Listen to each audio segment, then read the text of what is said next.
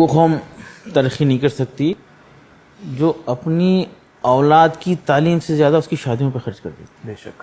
فضول خرچی ختم کرنا ہے. پتہ نہیں یہ برتھ ڈے کے نام پہ سیلیبریشنز ادھار لے کر لون لے کے برتھ ڈے کر رہے ہیں, فضول خرچی کر رہے ہیں.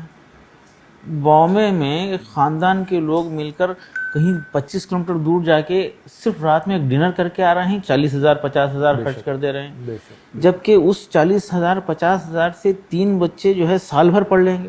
تو یہ فضول خرچی ختم ہونا, غیر شرعی غیر ضروری رسومات کو ختم کرنا ہے اور تعلیم کے لیے, تربیت کے لیے اور معیشت کے لیے کرنا ہے.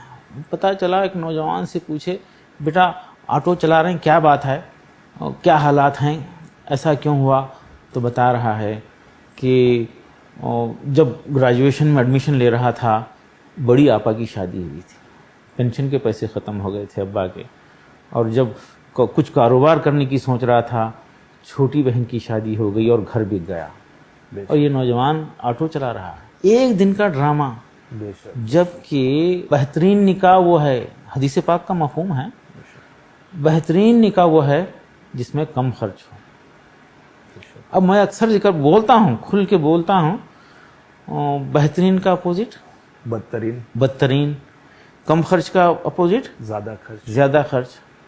بدترین نکاح وہ ہے جس میں زیادہ خرچ. ارے لڑکی کے اوپر خرچ کی گنجائش ہی نہیں.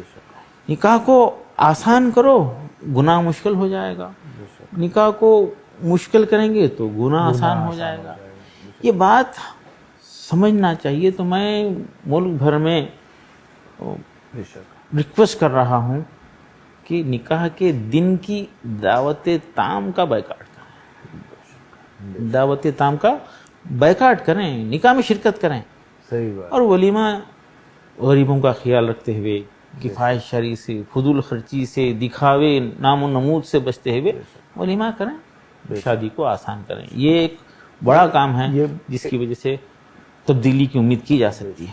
یہ بہت اچھا پوائنٹ آپ نے رکھا ہے سامنے, جس کی آپ وکالت کر رہے ہیں کہ شادی میں جائیے کھانا مت کھائیے. تو جیسے لوگ اپنے آپ سے کھانا کھانا چھوڑ دیں گے لوگوں کی شادی میں, لوگ اتنا خرچ کھانے پہ کرنا کم کر دیں گے اپنے آپ.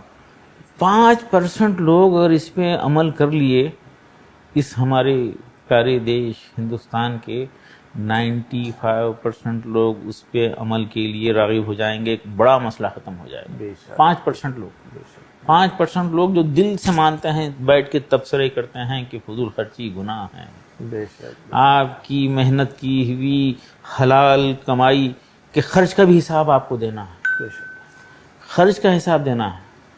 تو یہ احساس اگر ہو جائے اس نوجوان کے دل پہ سے, دیکھیے کہ اس کی بہنیں بیٹھی ہوئی ہیں اور پیسے نہیں ہونے کی وجہ سے شادیاں رکی ہوئی ہیں اور بیٹیوں کی عمریں ڈھل رہی ہیں, اس احساس کے ساتھ مت جائیے اور بیٹھتے ہی فوری حلال اور حرام, اللہ نے دیا ہے اس لیے خرچ کر رہے ہیں. بھائی اللہ نے دیا ہے لیکن خرچ کیسا کر رہے ہیں اس کا سوال ہوگا.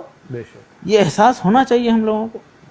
تو اس کے لیے اگر کوشش ہوں, 5% لوگ اگر اس پہ عمل کریں گے, بائیکاٹ کر دیں گے صاف, تو انشاءاللہ 95% لوگ بھی اس پہ عمل کے لیے راغب ہو جائیں گے.